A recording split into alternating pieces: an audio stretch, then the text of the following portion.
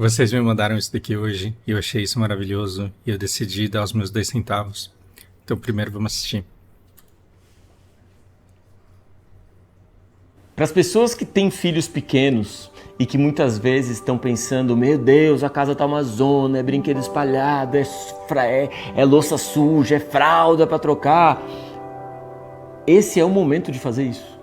Não é o momento de você estar viajando, não é o momento de você estar fazendo hora extra, não é o momento de você estar olhando no Instagram a vida perfeita das outras pessoas. Esse é o momento da casa suja, esse é o momento da louça para lavar, esse é o momento de trocar fralda.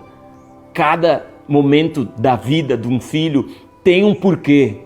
Aproveita cada momento como se fosse acabar. Sabe por quê? Porque acaba quando você menos espera.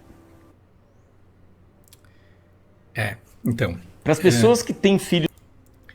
eu vivia no Japão e eu ficava de coração partido de ver as mães chegando 7 horas da manhã para trabalhar e saindo 8 da noite.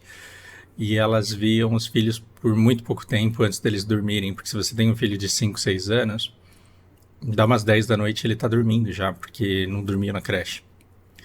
E os anos se passavam e as crianças cresciam com distanciamento, e aí vem uma dor de você não conseguir comprar de volta o tempo, porque o tempo passa e aqueles primeiros anos da vida eles não voltam mais, e você não viveu intensamente porque estava dando bronca no filho, porque ele não estava se vestindo rápido, porque ele não estava comendo rápido, porque ele não estava se arrumando para dormir rápido, porque ele não estava escovando os dentes, porque você tinha que lavar roupa, tinha que preparar o dia seguinte. E eu ficava pensando, cara, eu não quero ser pai no Japão, sendo que, a menos que eu tenha um trabalho tão bom que me permita ter uma homestay wife, né? Que é uma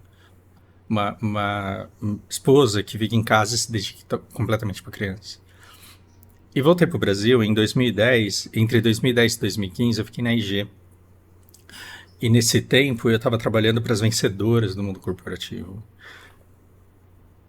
De todos os níveis, né? Analista, coordenadora, gerente, diretora e mães. E é engraçado porque se essas são as vencedoras, se essas são as que deram certo, que batalharam e conseguiram vencer, não estão realizadas, então não mudou nada do que eu vi no Japão, porque é para chegar 9 horas, estão saindo 7 de casa, estão pegando baita trânsito, estão trabalhando até tarde porque os desafios da vida corporativa são muito puxados, e aí chega em casa, o filho estuda numa escola boa, faz um monte de curso, tem um monte de coisa, mas o tempo de interação que você tem com a criança é meia hora, 1 hora, 2 horas por dia, ao longo de todo o desenvolvimento da criança, desde o fim da licença maternidade. E aí eu coloquei outra coisa na cabeça, que eu não queria casar com uma vencedora da vida corporativa, que eu não queria... eu queria todas elas para amigas, para alunas, para companheiras de vida, no sentido de vamos conviver junto, mas eu não queria nenhuma delas para esposa, porque eu pensava, cara, primeiro eu não quero ser pai, né? E segundo, se eu for, não pode ser com uma vencedora do mundo corporativo, porque ela não vai ter tempo, ela não vai ter o tempo que você precisa para se dedicar da maneira que eu acho que uma criança merece ter, o quanto uma criança merece ser assistida. E por conta da minha infância, que eu conto aqui no canal de superdotação à medida do possível e não tá indo para frente porque minha terapia não tá indo para frente por causa da cirurgia, eu sempre quis que se um dia eu tivesse condições de ser pai, que eu tivesse uh, a possibilidade de manter a mãe da criança em casa se dedicando completamente a ela. E por conta da minha infância e dos traumas que eu vivi, eu também sempre quis que os brinquedos fossem brinquedos E lugar de brinquedo é no chão espalhado, porque a criança pode ter 100 brinquedos, ela tem que brincar com todos de uma vez, todos eles têm que ter vida, todos eles têm que sair de um lugar e parar no outro. E eu tinha plena convicção de que se um dia eu fosse pai, eu não seria um general que ia ficar dando bronca no filho porque a bola tá fora do lugar, porque o carrinho tá fora do lugar, porque a boneca tá fora do lugar, porque a bicicleta tá fora do lugar. As coisas não têm que ter lugar, porque uma criança de 2 anos não tem condições de respeitar o lugar das coisas, senão ela mata todos os brinquedos e eles viram objetos que a machucam se estiverem fora do lugar.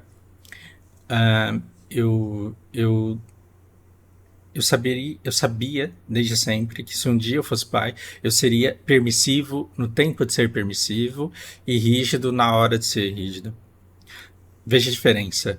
É rígido e severo na hora de ser severo, mas permissivo no tempo de ser permissivo, porque a criança, quando é muito pequena, ela não tem empatia, ela não tem senso de responsabilidade, ela não tem senso de permanência, ela não tem senso do monte de coisas que um cérebro ainda não se desenvolveu. E quando você fala para a criança que ela tem que se comportar, que ela tem que fazer isso, que ela tem que fazer aquilo, você está exigindo de uma criança uma coisa que ela não pode te dar, e não existe nada mais cruel do que esperar de um ser humano uma coisa que ele não pode entregar para você. Principalmente se essa criança entender que você é o referencial de segurança e de amor que ela tem na vida. Então, a Lana, ela fez muita travessura, ela quebrou algumas coisas, ela deixou coisas fora do lugar, ela entrou quando não era para entrar, ela incomodou quando não era o ideal que ela incomodasse, e ela nunca sofreu por isso. Então, as minhas aulas sempre teve um grande controle do acesso dela à minha sala. Mas o meu tempo livre, quando eu paro de falar, quando o vídeo acaba, quando a aula acaba, ela entende que ela tem acesso. E quando ela me vê jogando, ela sempre vem com o debuff de neném. Então, se eu tô jogando, ela quer sentar no meu colo, ela quer pegar o mouse, ela quer apertar o botão. E ao invés de dar bronca, de ser severo, eu sempre falava com ela de uma maneira que eu aparentava não ter o menor controle. Então eu ficava falando, não, você não pode fazer isso, não, sai daqui, não, não faça isso, não, não faça aquilo, ao mesmo tempo que eu deixava ela fazer. Então eu não dava acesso a ela ao gabinete do computador, eu não dava acesso a ela a coisas que ela realmente não podia tocar, mas existiam os lugares em que não pode, mas eu quero ver até onde você consegue. Então você não pode mexer no teclado, mas olha, mexeu, e ela não é punida, e ela não se sente odiada, e ela não se sente desamada por ter infringido determinadas regras, as quais eu deixei certa flexibilidade. Então, o que é realmente perigoso, ela não tem acesso físico, eu fico entre ela e o fogão, para ela nem chegar perto do fogão. Mas aquilo que ela tem curiosidade, a curiosidade dela não pode ser punida, e ela vai dar trabalho enquanto ela tiver que dar trabalho. Sabe por quê? Porque hoje eu estava numa aula em que por um tempo eu parei um pouco de falar e ela abriu a porta e fez assim pra mim e olhou pra minha cara. E aí eu falei, fiz assim com a cabeça e ela deu um passo pra trás, voltou e fechou a porta. Ou seja, todas as coisas que você acha que a nossa cultura brasileira, a criança é um demônio pronto pra envenenar o mundo inteiro. Então, se você vacilar, ela vira o capiroto e sai tacando fogo em tudo. E não é assim. As crianças não são perversas. Elas simplesmente não entendem determinadas coisas. Então, hoje, quando ela me perguntou o que estava acontecendo e eu falei para ela que não dava, ela simplesmente deu um passo para trás e fechou a porta em silêncio. Ou seja, toda aquela coisa de não, não faça isso, não fica aqui, não aperte esse botão, não pode isso, não pode aquilo, em que ela ficava tentando desafiar e insistentemente, constantemente tentando me superar, porque ela estava explorando o universo dela e o mundo dela, essa fase passou. Tá vendo como não é uma questão de caráter, não é uma questão de ser folgada, não é uma questão de ser dominante, não é uma questão de respeito com o pai, é o momento da criança de não saber entender limites porque ela não tem cérebro desenvolvido para isso. E aí o que acontece? Agora que ela entende o momento que ela pode ficar no quarto e o momento que ela não pode ficar no quarto, eu vou guardar como preciosidades para o resto da vida a memória que eu tenho de uma época em que ela não sabia se controlar e ela não respeitava os limites que eu impunha porque elas não os entendia, porque não tinha cérebro desenvolvido para respeitá-los. Essas memórias eu vou guardar como um tesouro. Os brinquedos já estão menos espalhados pela casa, as coisas estão menos jogadas no chão. Antes ela pegava roupa, livro, por conta do autismo e saía colocando tudo classificado por cor, por tamanho, bonitinho, do jeito que ela gostava de fazer. isso está diminuindo. Então, eu lembro que eu tinha uns 20 e poucos anos quando eu li um livro desses de autoajuda, e o cara, ele fala que ele sempre ficava puto quando ele chegava com o carro e tinha brinquedo no driveway, né? Ali pra garagem, que é aquela parte de asfalto no meio do gramado, que é pra você passar com o carro. E ele sempre ficava puto e começava a gritar com as crianças, porque ele falava que ali não era lugar de brinquedo. E uma vez em que ele se descontrolou mais e gritou mais e que a filha dele chorou, ele estacionou o carro, aí veio o vizinho e falou assim: você vai sentir falta desses brinquedos aí quando eles crescerem e forem embora. Então um cara mais velho, um cara com 50 e poucos anos, com filhos na faculdade, falou pra ele, pai de primeira viagem: o dia que sua filha crescer, você vai sentir, ela vai pra faculdade, você vai sentir falta, você vai sentir saudade de chegar em casa com o carro e ter brinquedo parado no meio do caminho.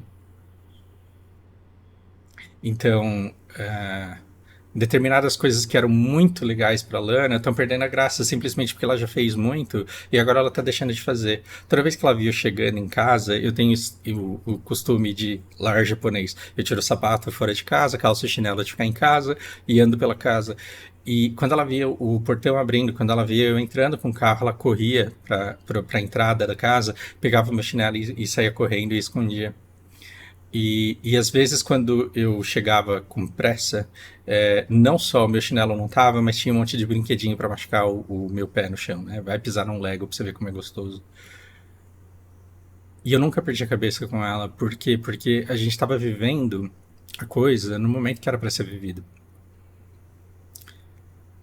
E agora eu chego em casa e o chinelo tá no lugar. E as coisas não estão no chão. Por quê? Porque o tempo disso ser vivido já passou. Então, se você não viver tudo que é para ser vivido do tempo da criança que você tem, talvez um dia você olhe para o adulto e fale: nossa, não dá mais, né? E o que faz de uma família é a convivência e os laços que você vai construindo com convívio. E se você não convive, você não cria laços. E aí os anos passam e aí você está dentro da mesma casa olhando para um estranho. Isso eu não quero que aconteça. Então, a Lana, ela não só tem o tempo da mãe dela, como ela tem o convívio comigo.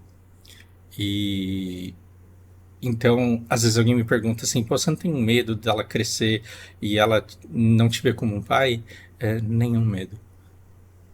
Nunca passou pela minha cabeça que vai me preocupar quando ela crescer, que ela fale: ah, você me adotou, então eu não te respeito como pai, porque aquilo que cria vínculo está sendo muito bem feito e não está sendo feito em troca de alguma coisa.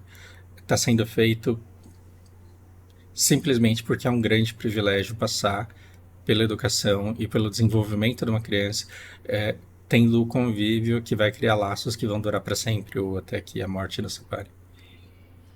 Que vídeo fantástico e que conversa gostosa.